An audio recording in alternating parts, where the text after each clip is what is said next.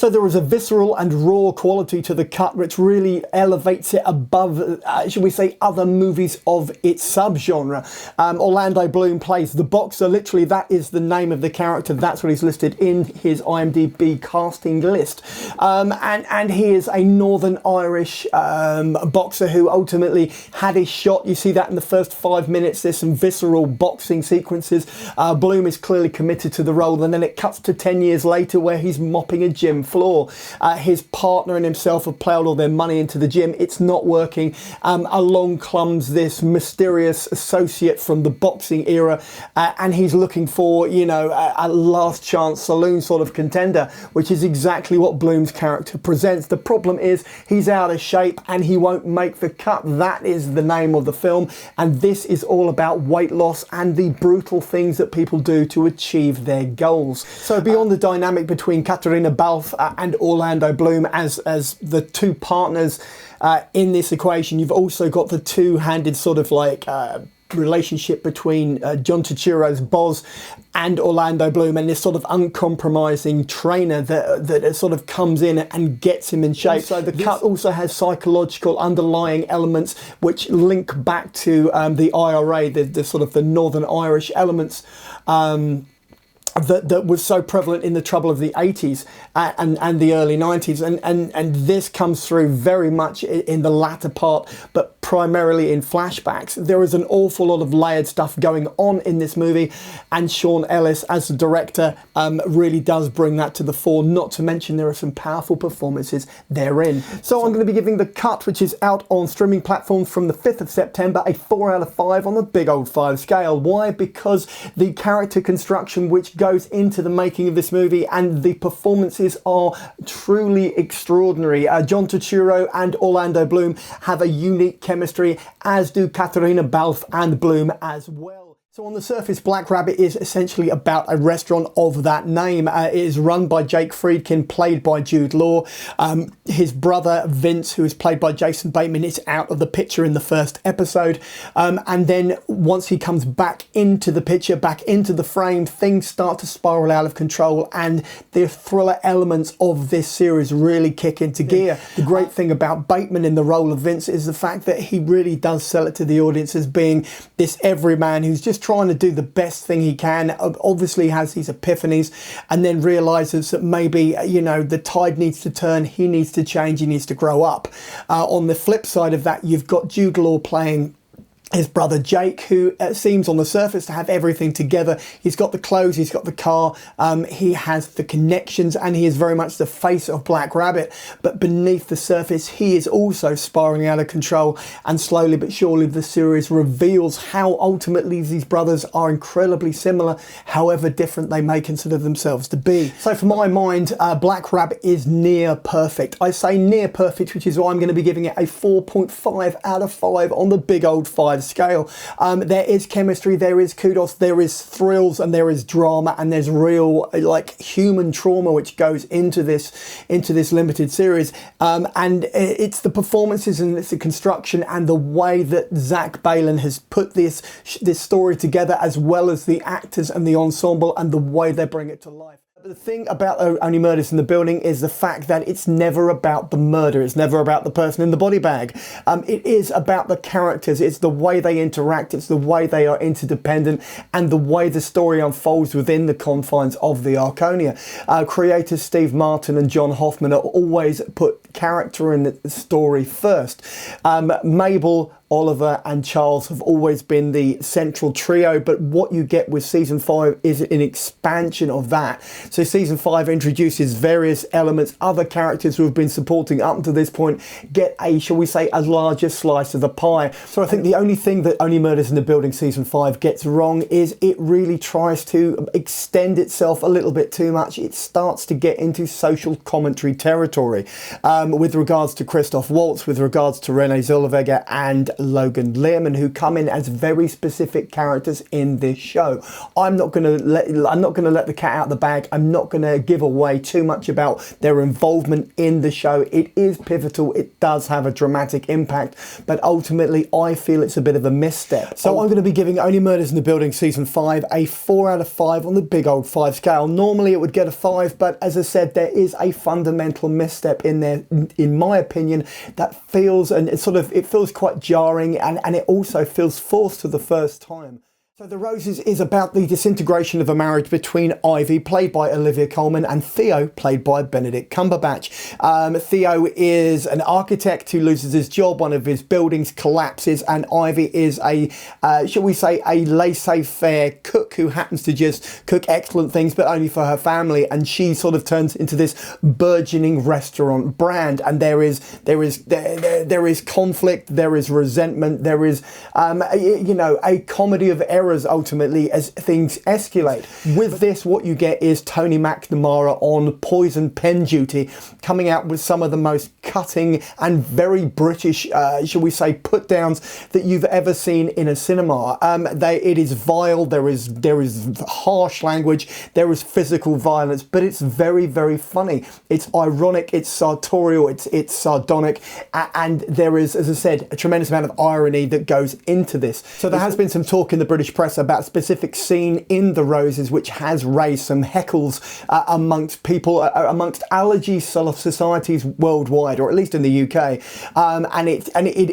The scene itself, I won't go into detail because I don't want to give it away, but I will say this: it does skate the line of good taste. It does skate a very thin line between comedy and drama, and I'm sure there were conversations that went on before it was filmed. So you have to take that into account. So I'm going to be giving The Roses a 5 out of 5 on the big old 5 scale. It's a rare occurrence, but I think it's well deserved, because ultimately the characters, not only Olivia Colman and Benedict Cumberbatch as Ivy and Theo, but also a supporting cast that features Kate McKinnon, Andy Samberg and Alison Janney, are also exceptional. And let's not mention or forget to mention Tony McNamara's writing, which really does throw this throw a curveball at audiences wherever they are.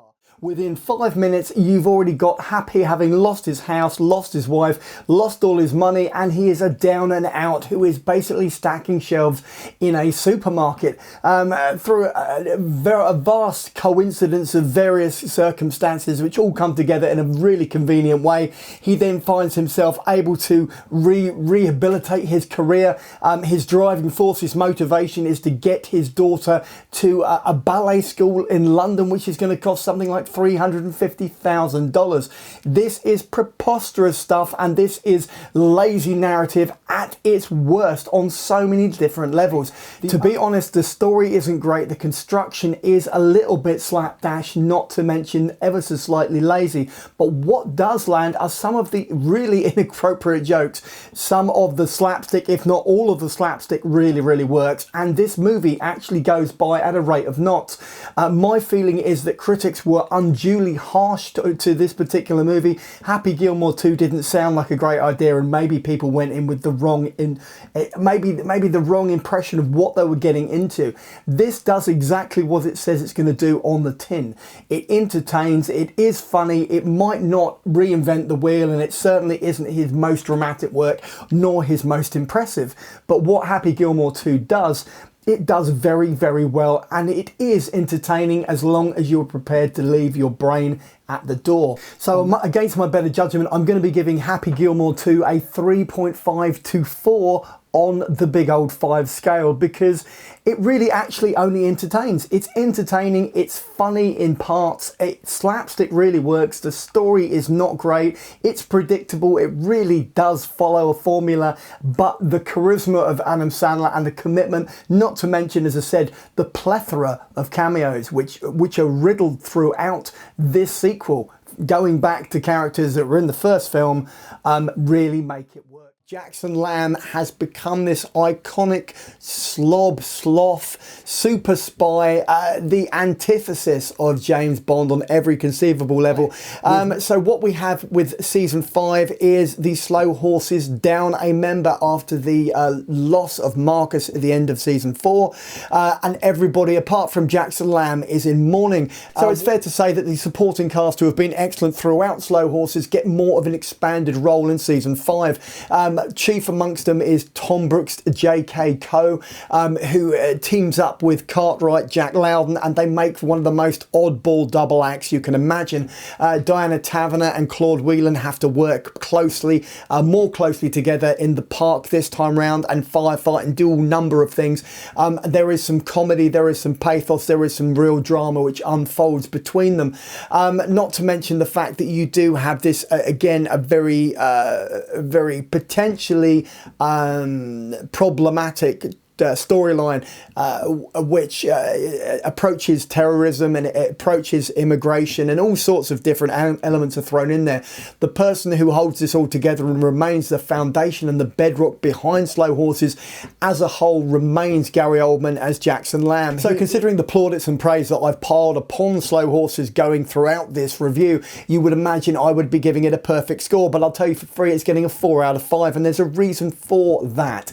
It's getting a 4 out of 5 on the big old 5 scale because this subject matter, that basically is the central driving force behind London Rules, may actually not sit particularly well with some audiences. They may be offended, they may feel it alienates certain minorities, and it may colour certain individuals in an unfavourable light, and that is all I can say. Everything else around this show and this series is absolutely flawless. And now we go over the sea to Ireland, to St James's Docks, where the Guinness Brewery is based, to, shall we say, stumble into the beginnings of a dynasty in flux with the death of the founder Benjamin Guinness and 4 members of the family fighting it out to find, shall we say, their own place in the world. What you can expect with any Stephen Knight story is an understanding of, shall we say, the finer points. So the personal versus the political versus the professional elements, the understanding of class structure and how that divides this family, how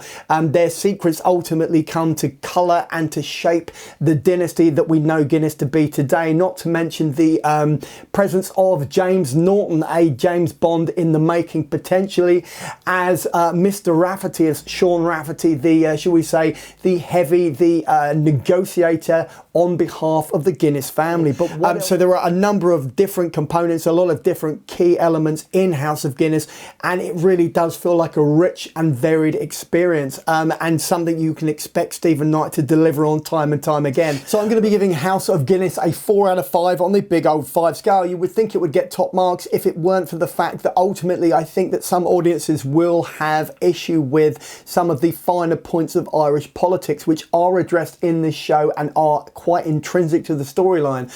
So it very much depends where you stand in terms of that, but overall, as an ensemble, as a production, as a story, and as a snapshot in a moment of history which is imperative, important, and ultimately incredibly entertaining, this Netflix original really does deliver. On that note, I'm going to dive into my trailer. Let's do that.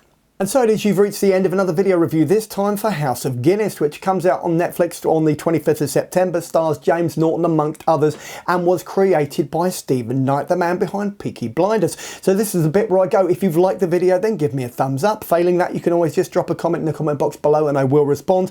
And finally, just subscribe, which means that every Tuesday and every Saturday when I drop another of these videos literally into your lap, you'll get a little notification. You can pop in and watch or listen to as much or as little as you'd like, and then go about your day. In the meantime, check out the rest of the channel and maybe pop over to the Patreon page. Take care. Cheers now. Bye.